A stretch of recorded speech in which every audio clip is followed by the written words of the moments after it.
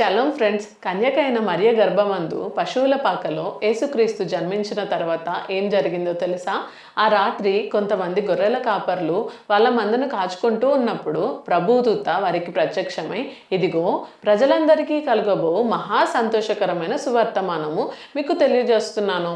దావీదు పట్టణమందు నేడు రక్షకుడు మీ కొరకు పుట్టి ఉన్నాడు. ఆయన ప్రభు అయిన క్రీస్తు.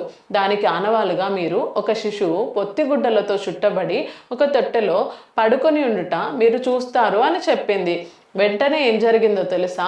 ఆ దూతతో పాటు పరలోక సైన్య సమూహం అంతా సర్వోన్నతమైన స్థలములలో దేవునికి మహిమ, ఆయనకు ఇష్టలైన మనుషులకు భూమి మీద సమాధానము కలుగునుగాక అని దేవునికి స్తోత్రము చేసి దూతలు పరలోకానికి వెళ్ళిన తర్వాత గొర్రెల కాపర్లు బెత్లెహేముకు త్వరగా వెళ్ళి మరియను యోసేపును తొట్టెలో పండుకొని ఉన్న శిశువును చూశారు.